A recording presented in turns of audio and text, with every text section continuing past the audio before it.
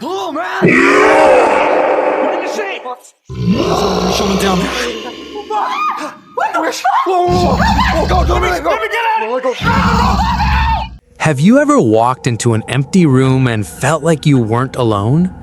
Imagine clipping out of reality and falling into a chaotic expanse of damp yellow wallpaper, buzzing fluorescent lights, and endless, inescapable hallways. Welcome to the Backrooms. In this highly anticipated 2026 psychological horror, directed by Kane Parsons and brought to us by A24, we follow a desperate man who stumbles into an alternate dimension right beneath his furniture store. But what starts as a bizarre discovery quickly spirals into a mind-bending nightmare of monstrous entities, twisted doppelgangers, and a terrifying realization about reality itself. We watch through the grainy lens of an Async Research Institute scientist named Naren Warren.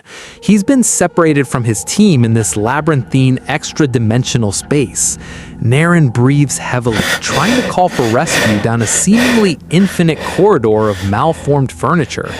But he isn't alone. An unseen, horrifying entity shrieks in the distance.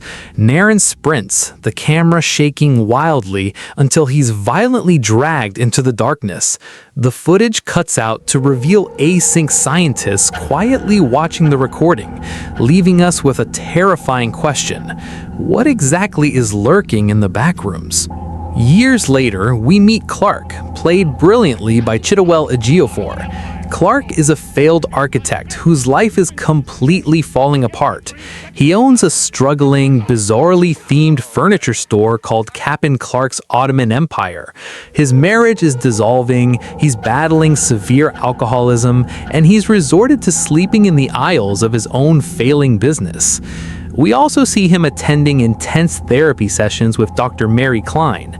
Mary, played by Renate Reinsway, seems composed on the outside, but carries her own deep-rooted trauma. She's haunted by her childhood, particularly her agoraphobic mother, who wouldn't even let her look out of newspaper-covered windows before being institutionalized. Mary even carries a small chunk of concrete bearing her mother's handprint from her demolished childhood home. Clark's life is a depressing cycle of therapy, drinking, and cringe-worthy local TV commercials dressed as a pirate mascot with his two young employees, Kat and Bobby.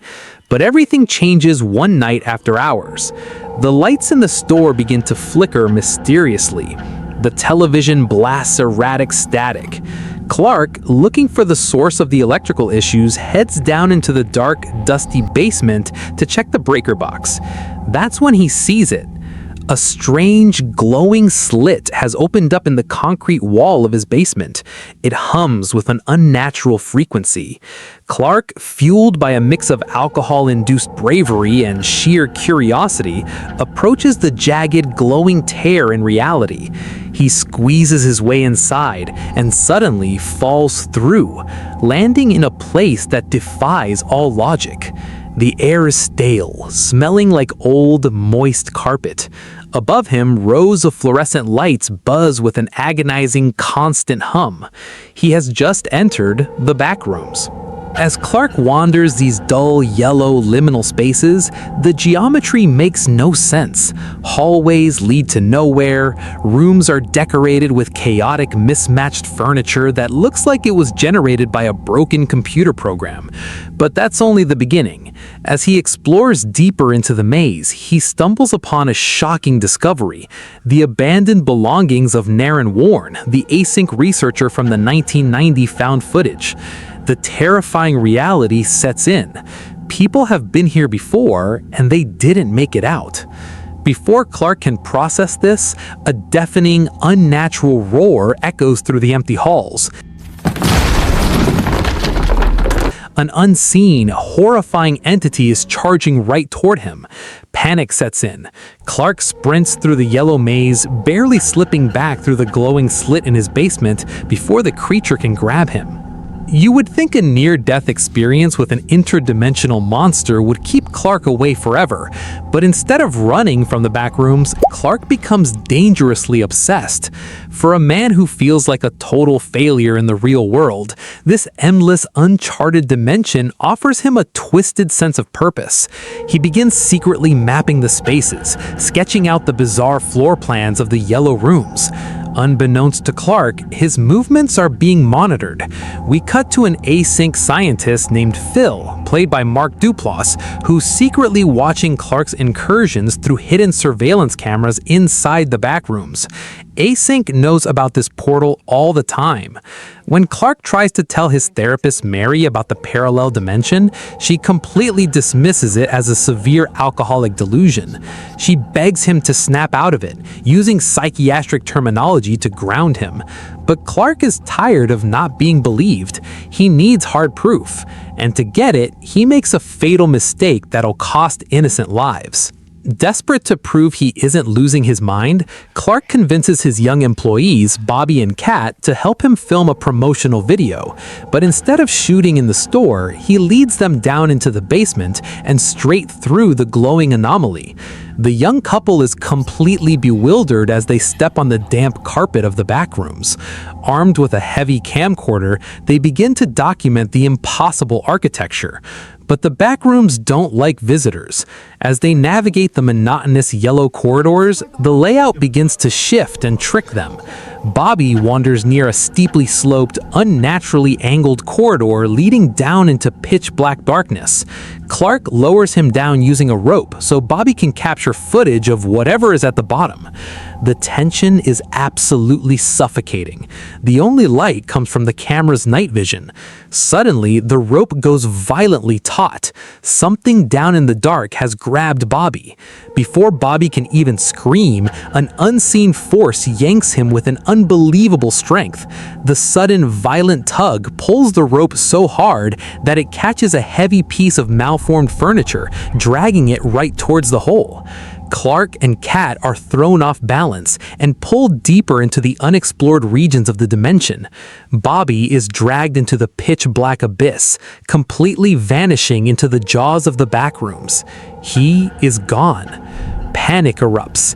Kat is hyperventilating, realizing they are trapped in a literal nightmare. The backrooms have scattered them, shifting their walls and separating Kat from Clark. Clark frantically runs through a series of bizarre, disordered spaces that look like corrupted files of reality. The yellow wallpaper gives way to strange, nonsensical rooms. He stumbles into a room with a fully decorated Christmas tree standing completely out of place. But things are about to get much worse. As Clark catches his breath, he hears a squelching sound behind him. Stay back! Get away from me! He turns to see a deformed, red-headed humanoid. It's twitching, glitching almost, and to his absolute horror, it resembles an imperfect, twisted copy of his ex-wife Barbara. The creature shrieks and charges at him. Clark scrambles, slipping into an expansive, tiled pool room filled with running water. He manages to lose the entity, but the isolation begins to rapidly fracture his already fragile sanity. Somewhere in the distance, he hears Kat screaming his name in pure terror. Clark sets the camera down on the tiled floor to look for a weapon or a way across the water. But as he turns his back, the camera lens captures something horrifying. A pair of elongated, pale hands slowly reaches down and picks up the camera. The last thing we hear is Kat screaming for Clark to look behind him before the footage cuts to static. Time works differently in the backrooms, and we skip forward to find Mary, the therapist, back in the real world. She receives a chilling answering machine message. I opened the window. It's Clark. His voice is eerily calm, completely devoid of the panic he felt earlier. He tells Mary that he is staying in the backrooms. He says he finally belongs somewhere and that he will never return to the surface. Meanwhile, the Async scientist, Phil, is watching a television commercial for Clark's store from the comfort of his own living room. The government knows exactly who Clark is, yet they do nothing to rescue him. Mary, deeply concerned for her patient's safety and completely unaware of the supernatural danger, decides to take matters into her own hands. She drives to the abandoned furniture store in the dead of night. She finds the basement open. She sees the glowing, humming slit in the wall. Pushed by her duty of care, Mary steps through the portal, crossing the threshold into the backrooms. Mary is immediately overwhelmed by the oppressive atmosphere, the endless yellow walls, the buzzing lights, the smell of damp carpet. Mary wanders the corridors calling out for Clark. She stumbles upon a crude, horrifying mural smeared across the walls. It's covered with strange texts, warning signs, and a crude depiction of the monstrous entity that dragged Bobby into the dark. Suddenly, Clark emerges from the shadows, but he is unrecognizable. He's disheveled, wild-eyed, and completely psychotic. He has fully succumbed to the madness of the dimension. Mary tries to reason with him, using her therapeutic voice, but Clark violently shushes her. He hears something approaching. A low, guttural wail echoes through the walls. In a desperate, deranged attempt to keep her quiet, Clark lunges at Mary. He wraps his hands around her throat, choking her until her vision goes black and she passes out on the damp carpet. What happened next shocked everyone in the theater. Mary jolts awake, completely disoriented. She is tied tightly to a wooden chair in what looks like a distorted liminal dining room. But she isn't alone. Sitting around the table are three malformed, motionless figures. They look like terrifying, static imitations of human beings, staring blankly ahead. Clark sits at the head of the table, acting as if this is a completely normal dinner party. To demonstrate his twisted new reality, Clark casually picks up a knife and violently stabs one of the figures. It doesn't bleed, it doesn't scream. Instead, Clark reveals that the people in the back rooms are made of a dense, edible white substance. He carves off a piece and eats it, proving how he's been surviving down here. But the true horror is yet to be revealed. Clark walks over to a humming refrigerator in the corner of the room. He opens the door with a sick smile. Sitting inside, perfectly preserved on the top shelf, is Kat's severed head. The audience was gasping at this point. Clark, completely unhinged, demands that he and Mary resume their therapy sessions right then and there. He wants her to validate his twisted existence. He even cuts the scalp off a red-headed entity and grotesquely places it on Mary's head, pretending she is his ex-wife, Barbara. But Mary is a survivor. Even tied to a chair in an alternate dimension, surrounded by fleshy mannequins and a severed head, she refuses to play his sick game.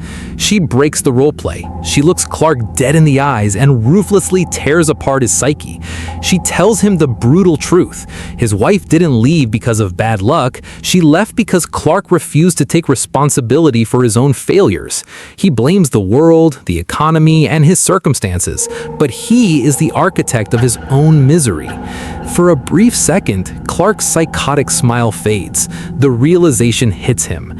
He accepts that he doesn't want to change. He truly believes he belongs in this rotting, broken copy of reality.